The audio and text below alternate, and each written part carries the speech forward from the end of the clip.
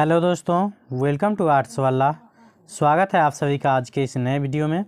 आज हम लोग देखने वाले हैं हिस्ट्री के प्रैक्टिस सेट में मॉडल सेट नंबर 5। इससे पहले हम लोगों ने 4 प्रैक्टिस सेट स्पेशली हिस्ट्री का देख चुके हैं।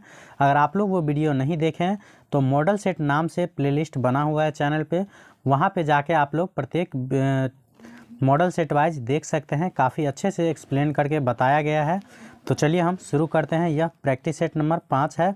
अगर वीडियो के अंत तक देखते हैं तो लास्ट में अपना स्कोर ज़रूर शेयर कीजिएगा, जो आपका कितना स्कोर रहा इस 50 में से। तो चलिए शुरू करते हैं। देखिए, पहला क्वेश्चन है, जो सिंधु घाटी सभ्यता में विशाल स्नानागार के अवशेष कहाँ से प्राप्त हुए हैं? तो सिंधु घाटी सभ्यता में जो है विशाल स्नानागार के अवशेष जो मिले हैं वो मिले हैं मोहनजोदड़ो से। तो ऑप्शन नंबर बी इसका करेक्ट आंसर हो जाएगा। उसके बाद दूसरा हमारा क्वेश्चन है, जो हड़प्पा सभ्यता का सबसे बड़ा नगर कौन सा था? तो हड़प्पा सभ्यता का जो है सबसे बड़ा नगर ये भी क्या है, तो मोहनजोदड़ो ही है। तो ऑप्शन नंबर ए इसका करेक्ट आंसर हो जाएगा। यहाँ से याद रखिएगा, एक होता है स्नानागार, एक होता है अन्नागार। तो अन्नागार का मतलब होता है जो अन्न के लिए जो घर बनाया गया था उसे बोलते थे अन्नागार, और स्नान के लिए जो घर बनाया गया था वो उसे बोलते थे स्नानागार। तो सबसे बड़ा स्नानागार और सबसे बड़ा अन्नागार ये दोनों जो मिला था, ये मिला था मोहनजोदड़ो से ही। तो इसे भी साथ साथ ज़रूर याद रखिएगा। और उसके बाद हो गया सबसे बड़ा नगर कौन सा था, तो ये भी क्या हो जाएगा, मोहनजोदड़ो।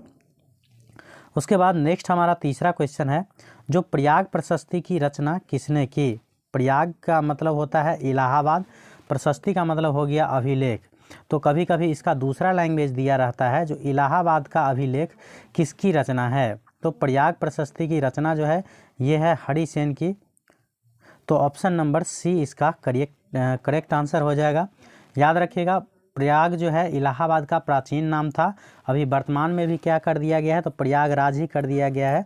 हालांकि बीच में कुछ टाइम में इलाहाबाद के नाम से जाना जाता था, तो इसे याद रखिएगा। उसके बाद 4 नंबर क्वेश्चन हमारा है, जो भारतीय इतिहास का कौन सा काल स्वर्ण काल के नाम से जाना जाता है? तो भारतीय इतिहास काल के जो है गुप्त काल जो है वह स्वर्ण काल के नाम से जाना जाता है, क्योंकि गुप्त काल में जो है स्वर्ण के सर्वाधिक सिक्के चलते थे। तो ऑप्शन नंबर बी इसका करेक्ट आंसर हो जाएगा। मैं इतना एक्सप्लेन करके आप लोगों को प्रैक्टिस सेट करवाता हूँ, फिर भी कुछ बेहतर रिस्पांस आप लोगों की तरफ से नहीं आता है तो आप लोग कमेंट में ज़रूर बताइए कीजिए, जो क्या कमी रह जाता है, जो आप लोग इतना रिस्पांस बेहतर नहीं देते हैं। हालांकि हम अपने तरफ से 100% अच्छे तरीके से बताने का प्रयास करता हूं, फिर भी अगर कुछ कमी रह जाए तो उसे ज़रूर कमेंट बॉक्स में बताया कीजिए। उसके बाद नेक्स्ट हमारा 5 नंबर क्वेश्चन है, जो कनिष्क का राज्यारोहण कब हुआ था? तो कनिष्क का राज्यारोहण जो हुआ था वो हुआ था 78 ईस्वी में।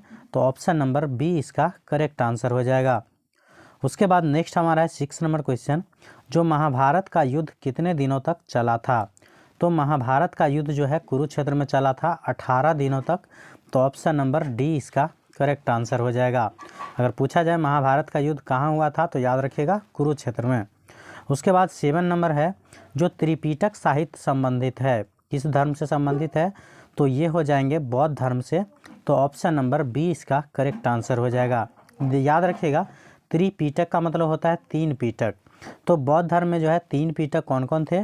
तो देखिए, एक था सूत पिटक, एक था सूत पिटक, दूसरा था विनय पिटक, और तीसरा था अभिधम पिटक। तो कभी कभी अलग अलग भी पूछ देता है, जैसे दे देगा आप लोगों को सूत पिटक, पूछेगा सूत पिटक का संबंध है, तो याद रखिएगा बौद्ध धर्म से। उसके बाद विनय पिटक का संबंध है, तो ये भी हो जाएंगे बौद्ध धर्म से, और अभिधम पिटक का संबंध है तो ये भी क्या हो जाएगा, बौद्ध धर्म से। तो ये तीनों मिलाकर ही त्रिपिटक के नाम से जाना जाता है। तो याद रखिएगा त्रिपिटक का संबंध किससे है, तो बौद्ध धर्म से। उसके बाद नेक्स्ट हमारा है 8 नंबर क्वेश्चन, बोला जा रहा है स्तूप का संबंध किस धर्म से है? तो स्तूप का संबंध भी किस धर्म से है, तो ये हो जाएंगे बौद्ध धर्म से। तो ऑप्शन नंबर ए इसका करेक्ट आंसर हो जाएगा।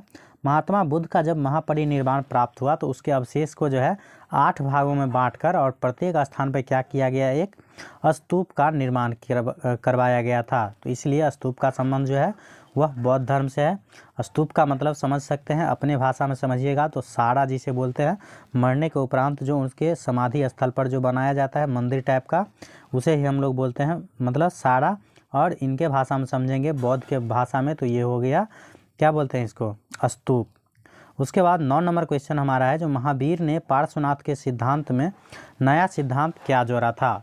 तो महावीर स्वामी ने मतलब पार्श्वनाथ ने 4 सिद्धांत दिए थे। पहला था सत्य, दूसरा अहिंसा, तीसरा आस्तेय और चौथा अपरिग्रह। तो इसमें जो है महावीर स्वामी ने 5वां सिद्धांत जोड़ा था, इसका नाम था ब्रह्मचर्य। तो ऑप्शन नंबर बी इसका करेक्ट आंसर हो जाएगा। उसके बाद 10 नंबर क्वेश्चन हमारा है, जो अलबरूनी किसके साथ भारत आया था। तो अलबरूनी जो है वो महमूद गजनवी के साथ भारत आया था। तो ऑप्शन नंबर बी इसका करेक्ट आंसर हो जाएगा। उसके बाद नेक्स्ट हमारा 11 नंबर क्वेश्चन है, जो दिल्ली से दौलताबाद किस शासक ने अपनी राजधानी परिवर्तित की। तो ये था मोहम्मद तुगलक या मोहम्मद बिन तुगलक कह सकते हैं। तो ऑप्शन नंबर बी इसका भी करेक्ट आंसर हो जाएगा। उसके बाद नेक्स्ट हमारा है 12 का, जो इब्न बतूता ने अपनी यात्रा वृत्तांत या यात्रा विवरण लिखा था। मतलब इब्न बतूता ने अपनी यात्रा विवरण जो है वो किस भाषा में लिखा था। तो याद रखिएगा अरबी भाषा में लिखा था। तो ऑप्शन नंबर डी इसका करेक्ट आंसर हो जाएगा। उसके बाद नेक्स्ट हमारा है 13 नंबर क्वेश्चन, जो हम्पी नगर किस साम्राज्य से संबंधित है। तो हम्पी नगर जो है वो संबंधित है विजयनगर साम्राज्य से। तो ऑप्शन नंबर डी इसका करेक्ट आंसर हो जाएगा। उसके बाद नेक्स्ट हमारा है 14 नंबर क्वेश्चन, जो विजयनगर साम्राज्य की स्थापना कब हुई। तो विजयनगर साम्राज्य की स्थापना जो हुआ था वो हुआ था 1336 ईस्वी में। तो ऑप्शन नंबर सी इसका करेक्ट आंसर हो जाएगा। याद रखिएगा विजयनगर साम्राज्य की स्थापना जो है 1336 ईस्वी में हरिहर और बुक्का, कौन थे, हरिहर और बुक्का 2 भाई मिलकर किया था। तो याद रखिएगा अगर पूछा जाए कभी विजयनगर साम्राज्य की स्थापना किसने किया था, तो याद रखिएगा हरिहर और बुक्का ने 1336 ईस्वी में। उसके बाद नेक्स्ट हमारा है 15 नंबर क्वेश्चन, जो विजयनगर के शासकों ने अपने आप को कहा। तो विजयनगर के जितना भी शासक देखिएगा उस सभी के लास्ट में क्या लगा रहता है, राय। तो यह हो जाएगा ऑप्शन नंबर डी, राय मतलब बोलते थे अपने आप को।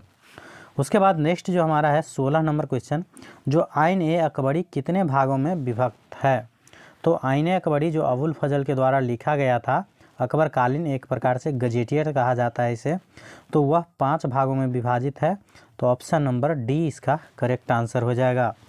उसके बाद नेक्स्ट हमारा है 17 का, जो किस प्रशासकीय सुधार के लिए शेरशाह खास तौर पर जाने जाते हैं। तो शेरशाह सूरी जो है जाने जाते हैं जनरली वो भूमि सुधार व्यवस्था के। तो ऑप्शन नंबर बी इसका करेक्ट आंसर हो जाएगा। उसके बाद 18 नंबर क्वेश्चन हमारा है, जो तंबाकू का सेवन सर्वप्रथम किस मुगल सम्राट ने किया था। तो तंबाकू का सेवन जो है वो सर्वप्रथम अकबर ने किया था। तो ऑप्शन नंबर ए इसका करेक्ट आंसर हो जाएगा। और इस पर प्रतिबंध याद रखिएगा, प्रतिबंध लगाए थे जहांगीर ने, और सेवन जो सर्वप्रथम किए थे वो अकबर। तो इसे भी याद रखिएगा। उसके बाद नेक्स्ट हमारा है 19 नंबर क्वेश्चन, जो दीवान ए अशरफ का अर्थ है। तो याद रखिएगा मुगलकालीन टाइम में जो है दीवान ए अशरफ जो नाम से जानते थे उसे बोलते हैं हम लोग दीवान ए अशरफ को सेना विभाग का अध्यक्ष। तो ऑप्शन नंबर डी इसका करेक्ट आंसर हो जाएगा। उसके बाद नेक्स्ट हमारा है 20 नंबर क्वेश्चन, बोला जा रहा है दीन ए इलाही संबंधित है। तो दीन ए इलाही जो है ये सभी धर्मों को मिला के एक कॉमन धर्म के रूप में चलाया था अकबर ने। तो इसीलिए दीन ए इलाही का संबंध हो जाएगा अकबर से। तो ऑप्शन नंबर सी इसका करेक्ट आंसर हो जाएगा। उसके बाद हमारा 21 नंबर क्वेश्चन, जो निम्नलिखित इतिहासकारों में कौन अकबर का समकालीन था। तो अकबर का समकालीन जो हो जाएगा ये होगा बदायूनी। तो ऑप्शन नंबर बी इसका करेक्ट आंसर हो जाएगा। उसके बाद नेक्स्ट हमारा है 22 का, जो अकबरनामा की रचना किसने की। तो अकबरनामा की रचना जो है वो किसने किया था, तो ये किया था अबुल फजल। तो ऑप्शन नंबर डी इसका करेक्ट आंसर हो जाएगा। उसके बाद नेक्स्ट हमारा है 23 का, जो पानीपत का प्रथम युद्ध किस वर्ष हुआ था। तो पानीपत का जो पहला युद्ध हुआ था वो हुआ था बाबर और इब्राहिम लोदी के बीच, जिसमें बाबर ने इब्राहिम लोदी को हराकर मुगल वंश की स्थापना किया था। तो ये हुआ था 1526 ईस्वी में। तो ऑप्शन नंबर बी इसका करेक्ट आंसर हो जाएगा। याद रखिएगा पानीपत में 3 युद्ध हुआ था। पहला हुआ था 1526 ईस्वी में, दूसरा हुआ था 1756 ईस्वी में, और तीसरा एक हुआ था 1761 ईस्वी में। तो इस 3 युद्ध को कभी मत भूलिएगा। पानीपत का पहला युद्ध 1526 ईस्वी में, दूसरा 1556 में, और तीसरा 1761 ईस्वी में। पहला हुआ था बाबर और इब्राहिम लोदी के बीच, दूसरा हुआ था अकबर और हेमू के बीच, तीसरा आप नहीं भी याद रखिएगा तो भी काम चल जाएगा। उसके बाद नेक्स्ट हमारा है 24 का, जो ताजमहल का निर्माण किसने करवाया था। तो ताजमहल का निर्माण जो है वो शाहजहां ने करवाया था अपनी तीसरी पत्नी जो थी मुमताज़ बेगम, उसके याद में। तो ऑप्शन नंबर डी इसका करेक्ट आंसर हो जाएगा। उसके बाद नेक्स्ट हमारा 25 का, जो कैप्टन हॉकिंस किस मुग़ल शासक के दरबार में आया था। तो कैप्टन हॉकिंस जो है वो जहांगीर के दरबार में आया था। तो ऑप्शन नंबर बी इसका करेक्ट आंसर हो जाएगा। उसके बाद नेक्स्ट हमारा है 26 का, जो अस्थाई बंदोबस्त संबंधित है। तो अस्थाई बंदोबस्त पता होगा आप लोगों को 1793 ईस्वी में लागू किया था। कौन लागू किया था? तो अस्थाई बंदोबस्त लॉर्ड कॉर्नवालिस लागू किया था। तो ऑप्शन नंबर डी इसका करेक्ट आंसर हो जाएगा। याद रखिएगा, बिहार, बंगाल और उड़ीसा में 3 जगह सबसे पहले लागू हुआ था लॉर्ड कॉर्नवालिस के द्वारा। उसके बाद नेक्स्ट हमारा 27 का, जो संथाल विद्रोह कब हुआ था। तो संथाल विद्रोह जो हुआ था वो 1855 ईस्वी में। तो ऑप्शन नंबर डी इसका करेक्ट आंसर हो जाएगा। याद रखिएगा, संथाल विद्रोह के जो नेता थे वो सिंधु और कान्हू थे। ये भी दोनों भाई थे आपस में। वैसे सिंधु और कान्हू 4 भाई थे, सिंधु, कान्हू, चांद और भैरव। लेकिन सिंधु और कान्हू दोनों मिलके ये नेतृत्व किए थे इसका। उसके बाद नेक्स्ट हमारा 28 का, महालबाड़ी व्यवस्था किसके द्वारा लागू किया गया। तो महालबाड़ी व्यवस्था जो है लॉर्ड बेंटिक के द्वारा लागू किया गया था। तो ऑप्शन नंबर सी इसका करेक्ट आंसर हो जाएगा।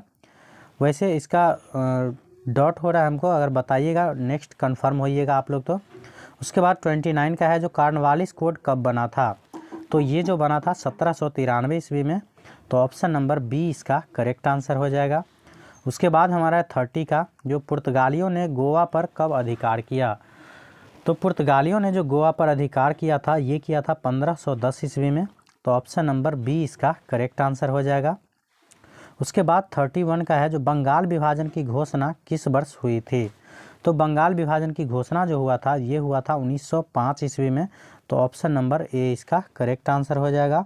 हालांकि बंगाल विभाजन को बाद में रद्द करना पड़ा था। तो याद रखिएगा, जो बंगाल विभाजन की घोषणा अगर रद्द कब किया गया था तो ये किया गया था 1911 ईस्वी में। क्योंकि बंगाल विभाजन लगभग सबको पता रहता है, लेकिन ये वापस कब लिया गया था ये बहुत कम स्टूडेंट को पता रहता है। तो याद रखिएगा, बंगाल विभाजन जो वापस किया गया था 1911 ईस्वी में। उसके बाद हमारा 32 का, जो 1857 के गदर को किसने एक क्रांति कहा। तो 1857 की क्रांति को जो है कार्ल मार्क्स ने, 1857 के गदर को जो है कार्ल मार्क्स ने क्रांति कहा था। तो ऑप्शन नंबर ए इसका करेक्ट आंसर हो जाएगा।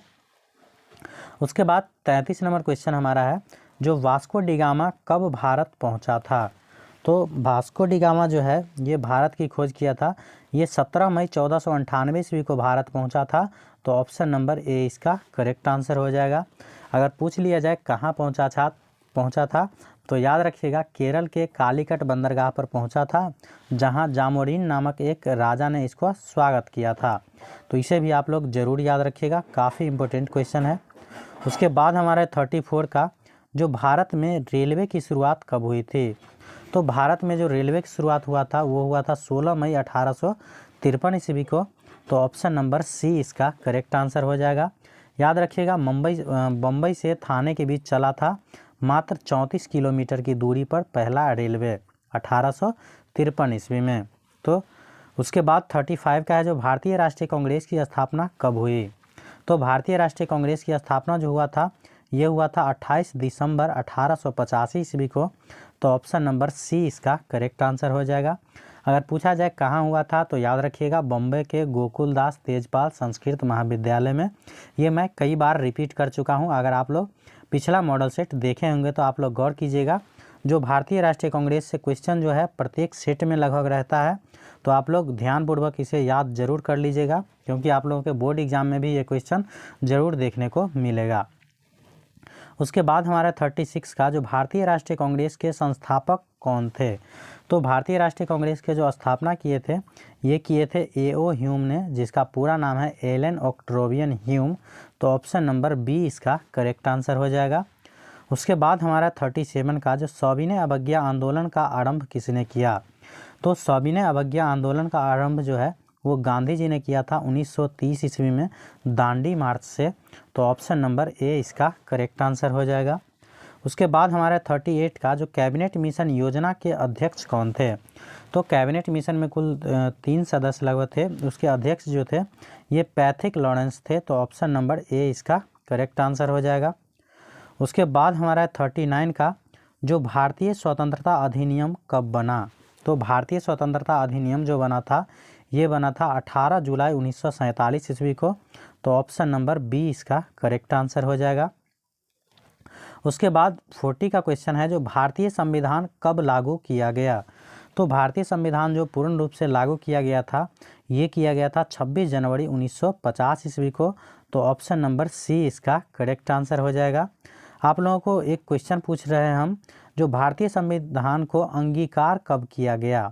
भारतीय संविधान को अंगीकार कब किया गया ये आप लोग कमेंट बॉक्स में बताइएगा अगर आता हो तो ये पूरा ज़रूर लिखा कीजिएगा। जो भारतीय संविधान को अंगीकार इस तिथि को किया गया, इस टाइप से कमेंट ज़रूर किया कीजिएगा। उसके बाद नेक्स्ट हमारा है 41 का जो भारत में नियमित जनगणना कितने वर्षों पर होता है। तो ये तो आप लोगों को पता होगा, जो भारत में जो है जनगणना प्रत्येक 10 वर्ष के बाद किया जाता है। तो ऑप्शन नंबर बी इसका करेक्ट आंसर हो जाएगा।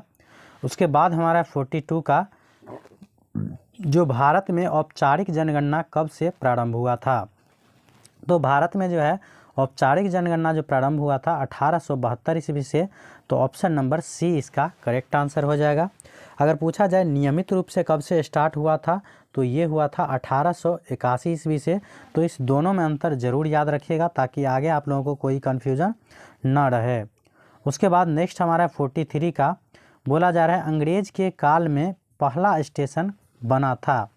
तो अंग्रेज के काल में जो है पहला स्टेशन कहाँ बना था। तो ये बना था शिमला में। तो ऑप्शन नंबर बी इसका करेक्ट आंसर हो जाएगा। उसके बाद 44 का है जो भारतीय राष्ट्रीय कांग्रेस पार्टी की स्थापना कहाँ की गई थी। तो मैंने बताया है अभी जस्ट जो 28 दिसंबर 1885 ईस्वी को भारतीय राष्ट्रीय कांग्रेस की स्थापना हुआ था बम्बई के गोकुलदास तेजपाल संस्कृत महाविद्यालय में। तो यहाँ बम्बई दिया गया है। तो ऑप्शन नंबर बी इसका करेक्ट आंसर हो जाएगा। उसके बाद 45 का है जो बंगाल विभाजन कब हुआ। तो बंगाल विभाजन जो हुआ था वो 1905 ईस्वी में। तो ऑप्शन नंबर सी इसका करेक्ट आंसर हो जाएगा। उसके बाद हमारा 46 का जो असहयोग आंदोलन का नेतृत्व किसने किया था। तो असहयोग आंदोलन का नेतृत्व जो किया था ये किए थे महात्मा गांधी ने। तो ऑप्शन नंबर बी इसका करेक्ट आंसर हो जाएगा। उसके बाद हमारा 47 का जो मुस्लिम लीग की स्थापना कब हुई।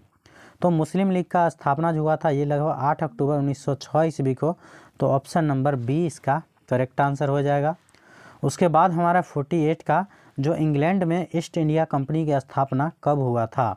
तो इंग्लैंड में जो है ईस्ट इंडिया कंपनी की स्थापना 1600 ईस्वी में हुआ था। तो ऑप्शन नंबर सी इसका करेक्ट आंसर हो जाएगा। उसके बाद हमारा 49 का जो बंगाल विभाजन के समय भारत का वायसराय कौन था। तो ये काफ़ी VV क्वेश्चन है। जो भारत के विभाजन के समय भारत का जो वायसराय था, मतलब बंगाल के विभाजन के समय भारत का जो वायसराय था ये था लॉर्ड कर्जन। तो ऑप्शन नंबर सी इसका करेक्ट आंसर हो जाएगा। उसके बाद हमारा 50 का जो खिलाफत आंदोलन कब हुआ था। तो खिलाफत आंदोलन जो हुआ था ये हुआ था 1920 ईस्वी में। तो ऑप्शन नंबर ए इसका करेक्ट आंसर हो जाएगा। तो इस प्रकार से मैंने ये 5 नंबर जो प्रैक्टिस सेट था इसको भी मतलब कंप्लीट 50 क्वेश्चन का फुल एनालिसिस के साथ प्रैक्टिस करवा दिया हूँ। तो आप लोग कमेंट में ज़रूर बताइएगा जो आप लोगों को यह वीडियो कैसा लगा। अगर अच्छा लगा तो लाइक ज़रूर कर दीजिएगा क्योंकि लाइक करने में कोई चार्ज नहीं लगता है आप लोगों को। और वीडियो का रिस्पांस काफ़ी अच्छा नहीं आ रहा है, इसीलिए आप लोग कमेंट में ज़रूर बताइए कीजिए कि क्या कमी रह गई है वीडियो में, ताकि मैं उसे लास्ट में सुधार करके ज़रूर लाऊँ। Thank you for watching.